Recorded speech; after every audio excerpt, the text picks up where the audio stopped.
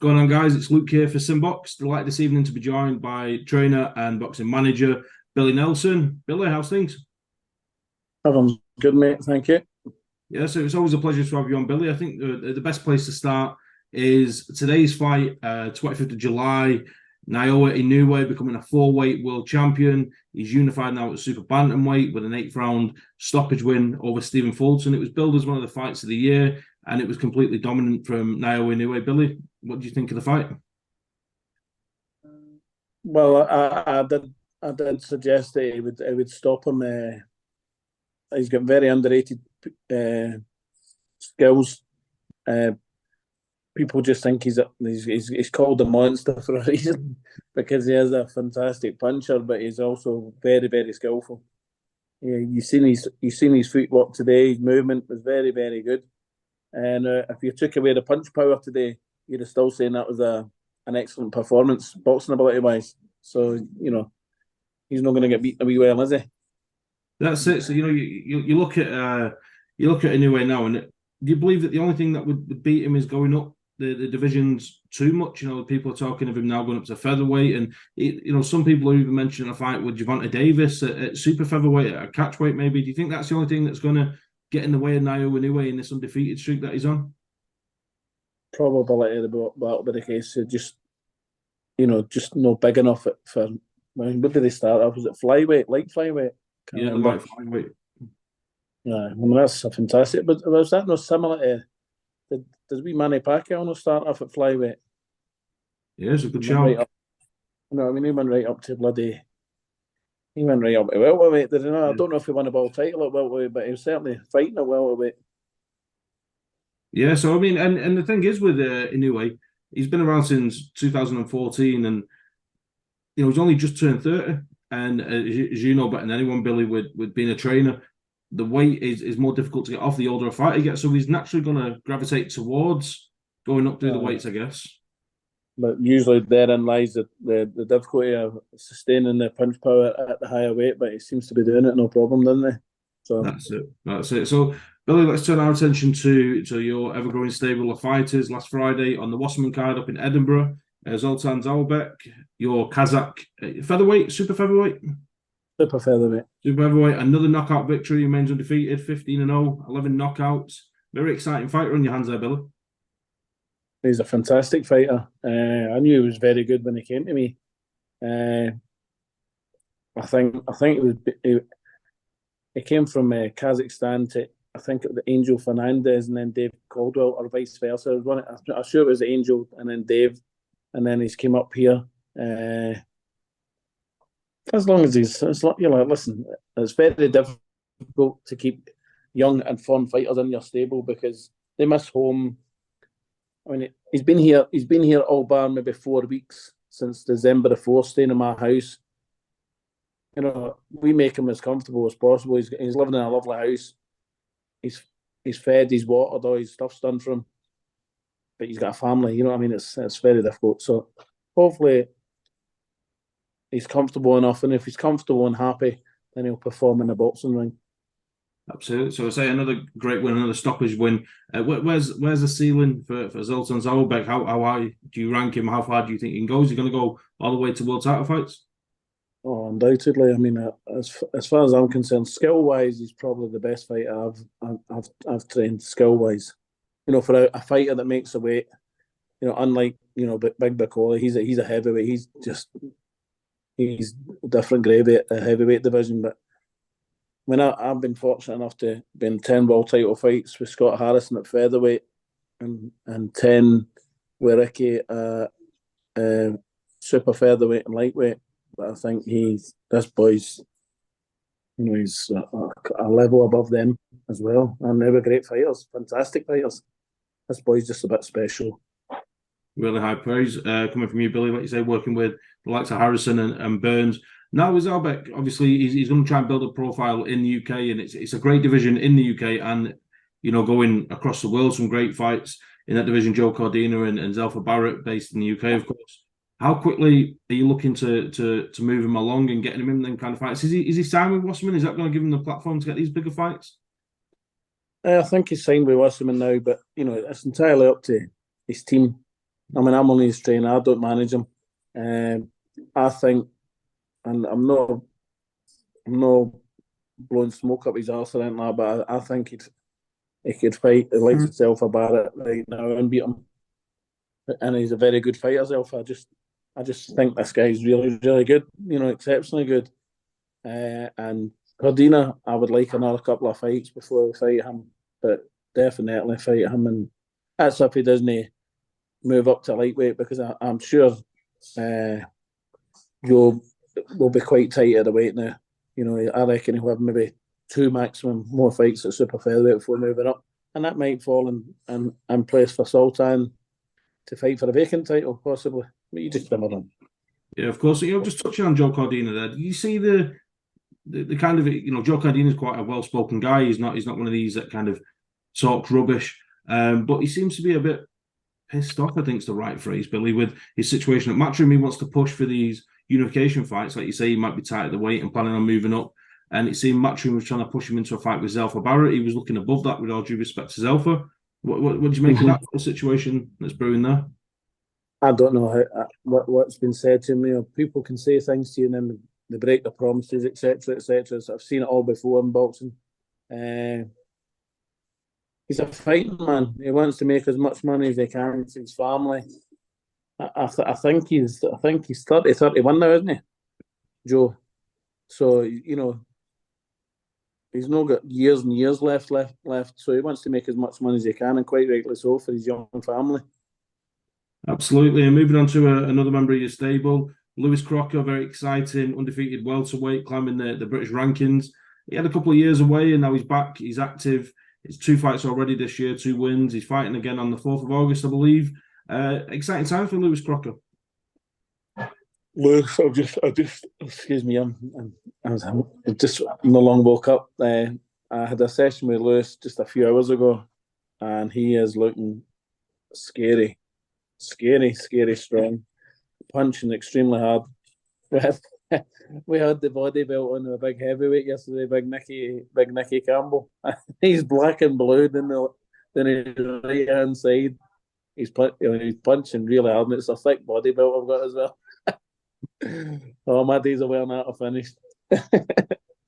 Brilliant. So again, Lewis, similar to Zaurbek, where are we looking at moving Lewis? I know again you're trainer, but what's the kind of plan with him? Because again, it's another cracking division at the welterweight in the UK. You know, like to Chris Congo and maybe Conor Benn up at the top of the division.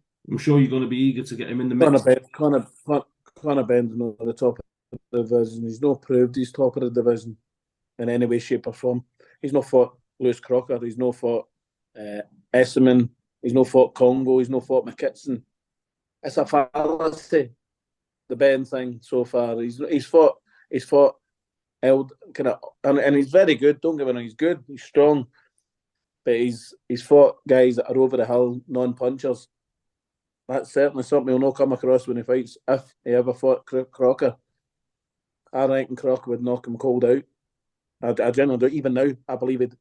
And that's another thing. The same as Inoue. And I'm not saying he's another Inoue, but he punches extremely hard. I reckon Crocker's got to be in one of the hardest 4-5 punching welterweights in the world. And he's got he's frightening. I've never held the pads for pound for pound. He's the hardest punching boxer I've held the pads for. Wow. Frightening. My hands, my hand here now is bruised on the palm of my hand. And that's from taking him on the pads today. I take him on the pads most days. So, like I say, so what kind of trajectory is he on in terms of getting into that mix? Like I say, he's had the time away. He's rebuilding. He's had his comeback fights. He's fighting again on the 4th of August. Then is it shackles off and straight into those big domestic British fights? Well, I know what he's got going. I know what's happening for him, but obviously I wouldn't say it now. But he's got a big fight later in the year. He's got a big fight later in the year. Big fight. Happy days, and and another fighter that's going to have fight news coming up, I'm sure, is the big heavyweight Martin Bakole. A very exciting fighter. He had that good win out in Poland. Billy, I'll let you pronounce the fighter's name. I'm going to call him the Hulk because it's a lot easier to pronounce it as the Hulk. But yeah, Martin Bakole, we all know he's tremendously skilled. Billy, you're known for banging the drum for Martin Bakole, but the proof's in the pudding, and now again, I'm sure you want the shackles off him for him to go in there and to back up everything that you've said about him. Well, we signed with Sky, and we went to Poland because we got offered the Ukrainian boxer Ihor Stravanitsky. There we go. And listen, the big Hulk guy, he was an Olympian with the Ukraine international team. You don't fight for Ukraine internationally at the Olympics if you're not a good fighter, mate. I watched him fight Lino Piro, who's number 4 in the WBA, and he beat him and never got a decision. And I've seen him fight other top fighters, and he gave them great fights, very competitive fights. So see these clowns on forums that say, oh, he was shite, he was this, that, and next thing. Don't know what they're talking about. What they've got to do is give Bakole the credit for dismantling him in two rounds in 2 minutes, or whatever the case was. But we're moving forward. I got a very, very, very interesting call last night, and if that materialises, we'll be over the moon. So there's something in the works now, and if it materialises, we'll be over the moon. Yeah, we're excited to see that announcement. Just going back to that night in Poland, Billy, there was, of course, that interesting exchange with Martin and Dylan White. It seemed to get quite heated around that staircase. Just how close was it to becoming fisticuffs there and becoming more than just trash talk? Well, that would have been up to the two guys, then, wouldn't it? But that shouldn't be happening in boxing. But what could and should be happening is, well, obviously he's going to fight Anthony Joshua now, but if he ever steps in the ring with Martin Bakole finishes his career. It seemed that he's a good fighter. He's a good fighter. Dylan White has been a great fighter. I've been a fan of Dylan White's. I believe he's been badly treated over the years because he was against a 2.5 years of mandatory challenger, was it not, for WBC? And that's outrageous. That's just shocking. In his prime, when he was fighting the likes of your Chizoras, and I'm sure he fought. Did he fight Parker? Yeah, he beat Parker. Good fight. I don't think he did he? But when he was beat Parker, when he was beating the guys, that's when he was in his prime. That's when he should have been fighting for the world title, and that's when he would have won the world title. Not now. He kind of went on to, and that's not being nasty. That's just.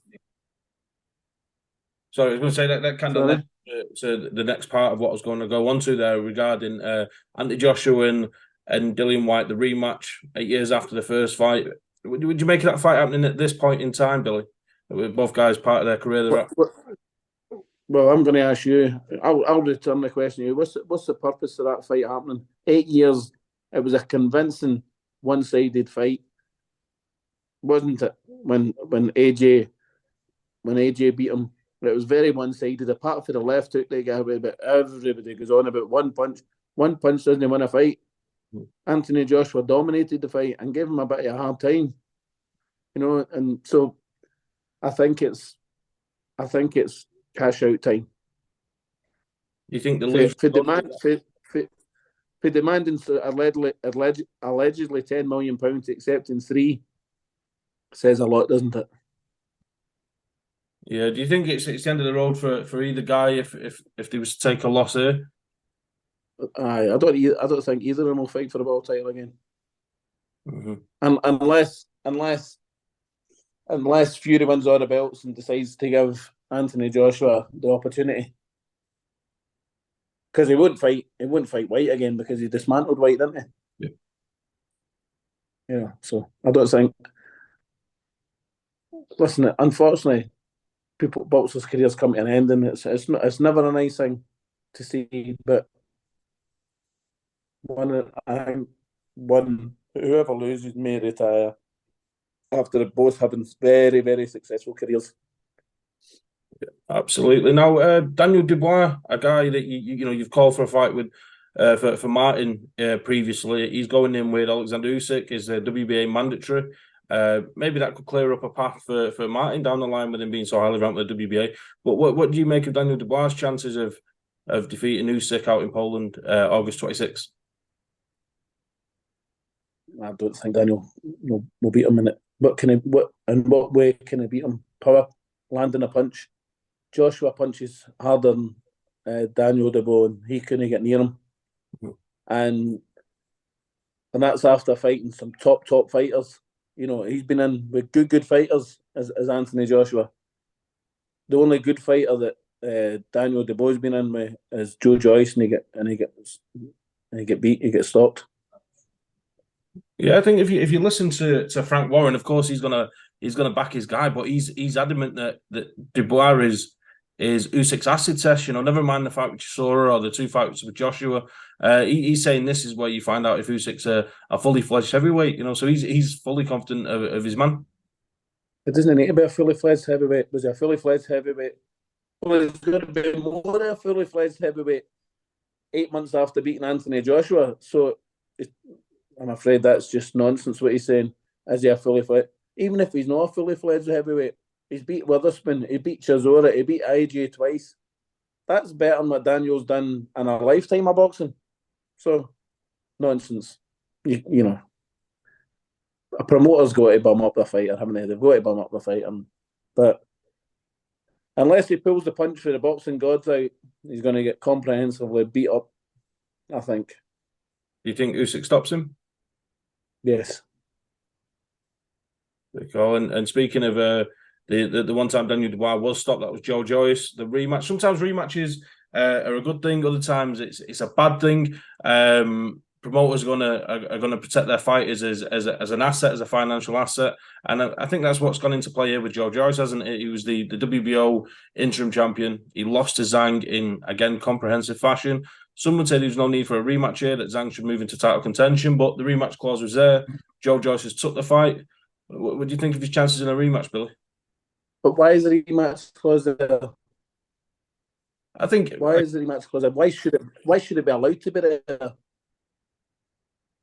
I agree. It's the same kind of scenario as AJ and White. Who wants to see a rematch after somebody beat somebody comprehensively?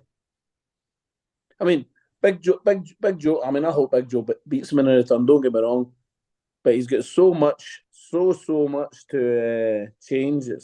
And I noticed today that he was out there sparring with a cruiserweight. You know, he's the cruiserweights. He's got to be 5 stone lighter than Zhang. Mm-hmm. I don't see how that's going to benefit him in any way, shape, or form.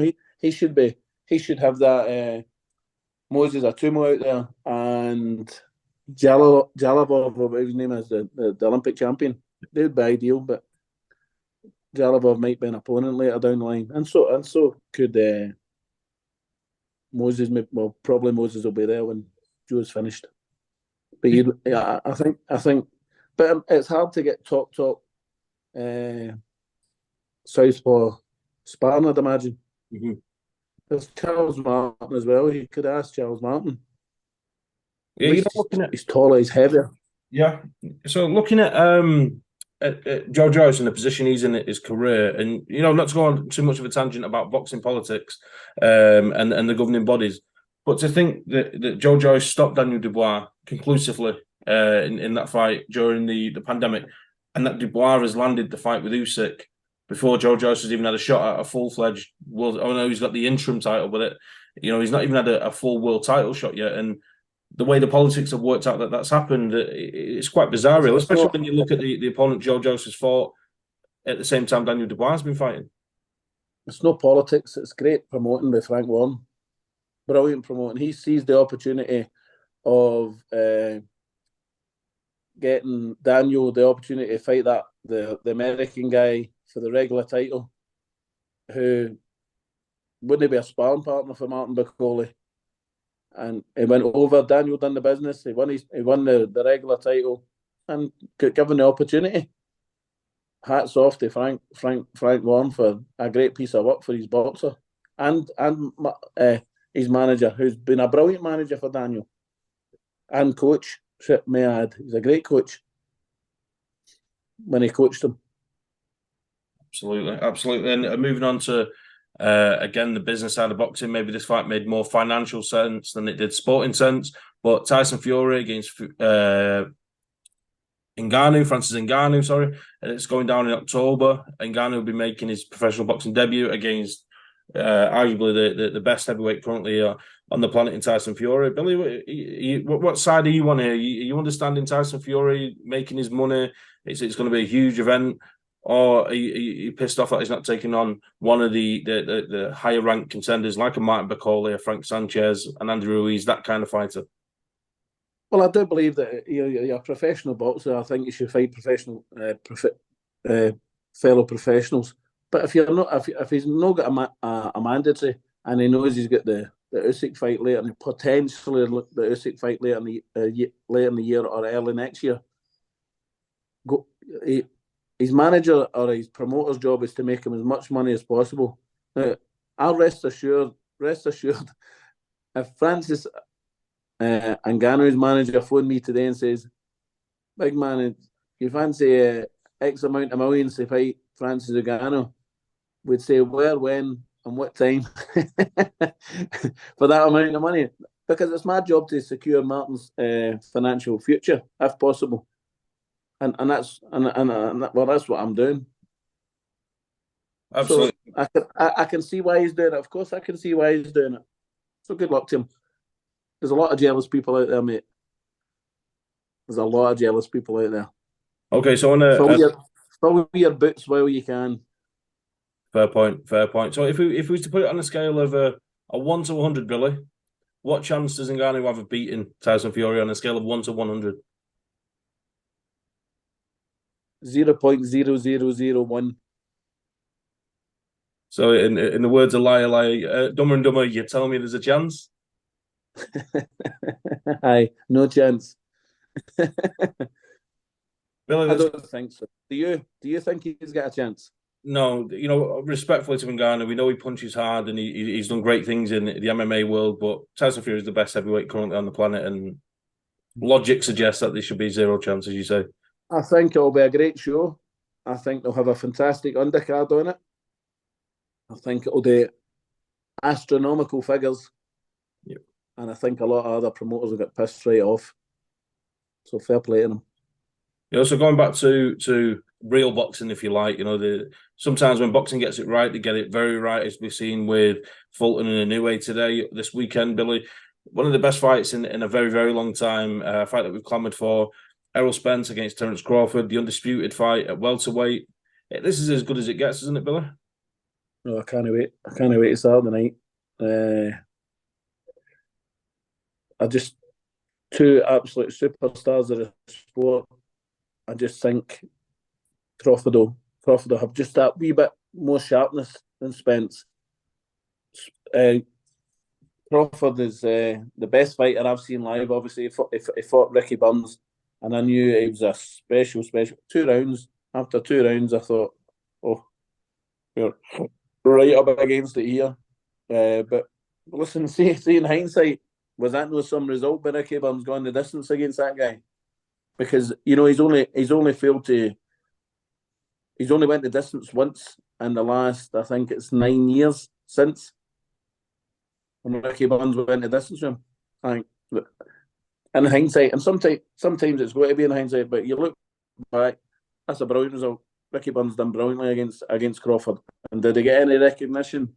None whatsoever. Ricky Burns is a three-weight world champion. I knew he's done, is it 4 now? 4 he's done. Ricky was a 3-weight world champion. Because he's Scottish, he got no recognition. And I actually pulled somebody up, a boxing journalist during the week, not pulled him up, but questioned why Ricky's. He asked me about Ricky's popularity. I said, well, it's people like you that should have been making him more famous and well known to the general public. A 3-weight world champion. Who's came close to that?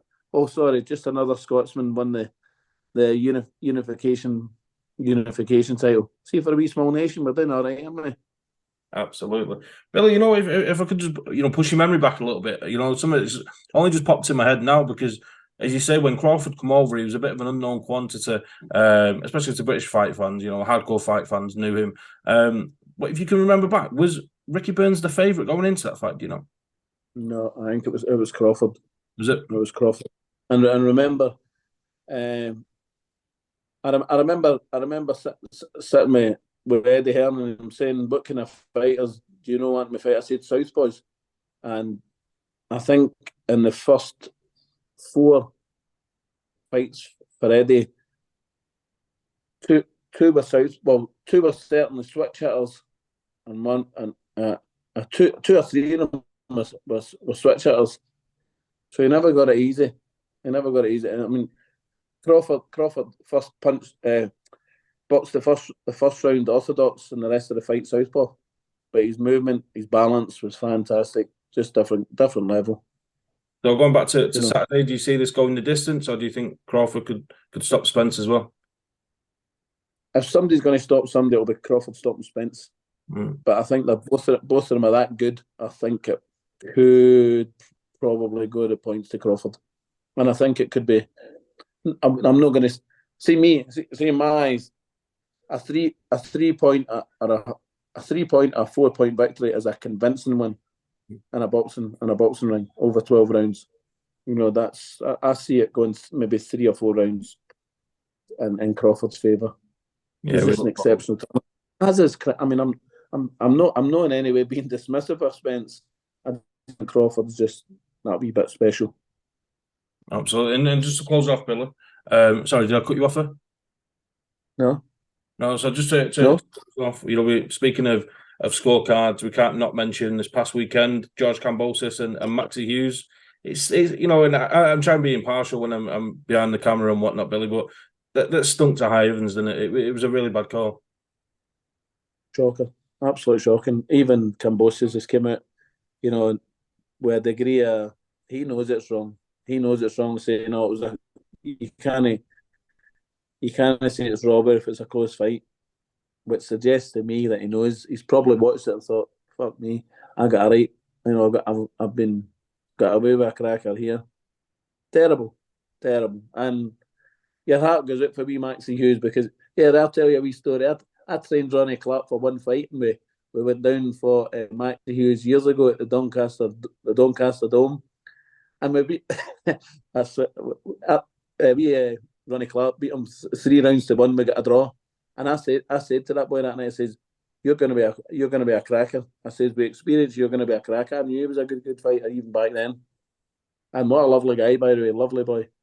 Do you think that plays against him, though, Billy? That he's not that kind of outspoken, brash personality. That he's not going to be screaming from the high heavens, and you know he's not going to have his promoter backing him and jumping in front of cameras and screaming blue murder. That's going to go against him. That they've seen him as an easy touch, not as an easy touch. Is it getting their own way?